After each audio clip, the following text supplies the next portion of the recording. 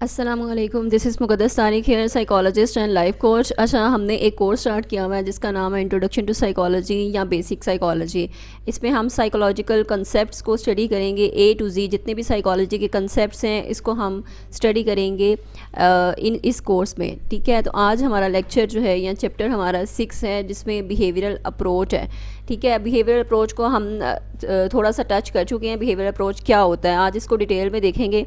Behavioural approach जो है वो कहती है कि साइकोलॉजी जो है उसको सिर्फ उन चीज़ों को स्टडी करना चाहिए जो कि ऑब्जर्वेबल हैं, यानी जो देखी जा सकती हैं और जिसको मेजर किया जा सकता है। जैसे कि बिहेवियर, तो बिहेवियर ऐसी चीज़ होती है जिसको सारे ऑब्ज़र्व कर सकते हैं, देख सकते हैं, उसको मेजर कर सकते हैं कि एक इंसान ने एक बिहेवियर कितनी बार रिपीट किया है, उसकी फ्रिक्वेंसी क्या है। ठीक है, अगर कोई अग्रेसिव होता है तो वो कितनी बार अग्रेसिव होता है, उसकी इंटेंसिटी क्या होती है। तो ये ऐसी चीज़ है जो कि ऑब्ज़र्व की जा सकती है।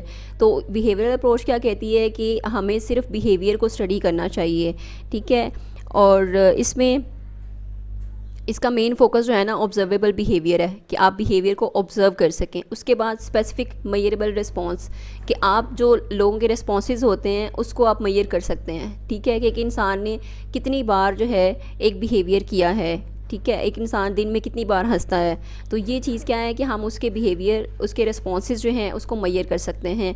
फिर कंट्रोल्ड कंडीशन है कि एक्सपेरिमेंट्स जो हैं वो लैब में किए जाते हैं। ठीक है, जहाँ पे सारी बाकी कंडीशंस जो हैं ना उसको कंट्रोल किया जाता है। Then what behaviourist do not study, यानी बिहेवियरिस्ट जो है ना वो क्या स्टडी नहीं करते हैं। तो इसमें ये है कि ऑब्वियसली बिहेवियरिस्ट जो हैं वो अनकॉन्शियस को स्टडी नहीं करेंगे, क्योंकि अनकॉन्शियस जो है हमारी मेंटल प्रोसेसेस हैं उसको वो स्टडी नहीं करते। वो इनर मोटिवेशन को स्टडी नहीं करते क्योंकि वो भी नज़र नहीं आती है। बायोकेमिकल प्रोसेसेस जो आपके ब्रेन में चल रहे होते हैं, केमिकल जो रिलीज़ हो रहे होते हैं, ये उनको भी नहीं देखते। ठीक है, फिर ऐसी स्टेट जो कि डायरेक्टली ऑब्जर्व नहीं की जा सकती, ये उसको भी नहीं देखते। उसके बाद बिहेवियरिस्ट एनालिसिस, यानी जो बिहेवियरिस्ट हैं वो किस तरह बिहेवियर को एनालाइज करते हैं।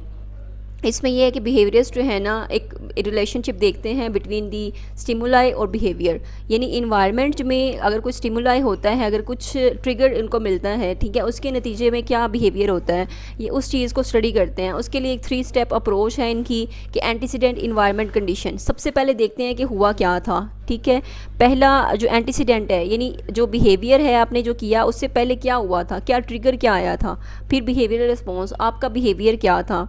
फॉर एग्जांपल एंटीसीडेंट क्या है कि ये टीचर आपसे क्वेश्चन पूछता है, आपका बिहेवियर क्या है कि आप हैंड रेस करेंगे। फिर ऑब्जर्वेबल कॉन्सिक्वेंस आते हैं, यानी उसका क्या रिज़ल्ट मिला है। उसका रिज़ल्ट ये है कि फिर यानी आपने बिहेवियर क्या किया, आपने हैंड रेस किया और टीचर ने फिर आपको प्रेज़ किया, लाइक आपने अच्छा जो है एक आंसर दिया और टीचर ने आपकी तारीफ़ की है। तो इस तरह से क्या होगा, आप ये बिहेवियर दोबारा भी करेंगे, बहुत ज़्यादा चांसेस होंगे। तो इस तरह से किसी भी बिहेवियर को स्टडी करते हैं कि ट्रिगर क्या था, बिहेवियर क्या था, उसका कॉन्सिक्वेंस क्या मिले थे। ठीक है, फिर कॉन्सिक्वेंस पे डिपेंड करता है कि वो बिहेवियर रिपीट होगा या नहीं होगा। बेसिक टर्मिनोलॉजी इसमें कौन सी चीज़ होती है, स्टिमुलस होता है। ठीक है, स्टिमुलस जो है वो कोई भी ऐसी फिज़िकल इन्वायरमेंट में कोई चीज़ जो कि आपको ट्रिगर करती है, ठीक है, जो कि रिस्पॉन्स कॉज करती है।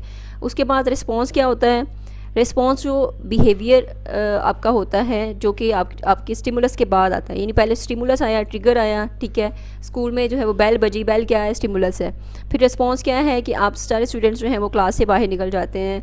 ठीक है, यानी ये छुट्टी का टाइम है या ब्रेक का टाइम है, तो वो रिस्पॉन्स है आपका। उसके बाद इन्वायरमेंट क्या होता है, इन्वायरमेंट कोई भी एक्सटर्नल फैक्टर्स होते हैं। वेरिएबल क्या है, ऐसी चीज़ जो कि वेरी करती है, जो चेंज होती है, जैसे आपका बिहेवियर है, तो ऐसे फैक्टर जो चेंज होते हैं उसको हम वेरिएबल कहते हैं। फिर लर्निंग क्या है आपकी, कि आपकी बिहेवियर में परमानेंट चेंज जो आता है, यानी आप कोई चीज़ लर्न करते हैं, कुछ सीखते हैं, तो एक लॉन्ग लास्टिंग चेंज आता है आपके बिहेवियर में, तो ये लर्निंग होता है। उसके बाद Edwin L Thorndike, Edwin L Thorndike जो हैं इनके क्या कंसेप्ट्स हैं। Law of effect, law of effect क्या होता है कि अगर कुछ अच्छा होता है तो हम उसको दोबारा करते हैं, लेकिन अगर कुछ किसी चीज़ के नताइज हमें बुरे मिलते हैं तो हम उस चीज़ को रोक देते हैं, हम उस चीज़ को दोबारा नहीं रिपीट करते हैं। तो ये चीज़ है लॉ ऑफ इफ़ेक्ट, इसको कहते हैं। ठीक है, यानी आपके कॉन्सिक्वेंस का इफ़ेक्ट क्या होगा। अगर तो कॉन्सिक्वेंस आपके अच्छे आपको मिलते हैं किसी बिहेवियर को करने में, तो फिर आप उसको रिपीट करते हैं, तो ये लॉ ऑफ इफ़ेक्ट होता है। फिर एसोसिएशन बाय कंटिग्यूटी, कंटिग्यूटी का क्या मतलब है कि अगर दो चीज़ें एक साथ हो रही हैं एक ही टाइम पे तो वो कनेक्ट हो जाती हैं आपस में।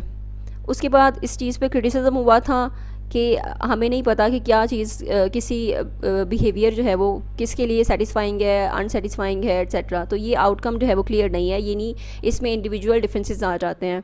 फिर early behaviourism, John B Watson है। जॉन बी वॉटसन जो है, इन्होंने कहा था कि रेडिकल बिहेवियरिज्म का इन्होंने कंसेप्ट दिया है। इन्होंने अनकॉन्शियस को बिल्कुल रिजेक्ट कर दिया था कि अनकॉन्शियस माइंड को हम स्टडी नहीं कर सकते, हम सिर्फ जो नज़र आ रहा है बिहेवियर उसको स्टडी कर सकते हैं।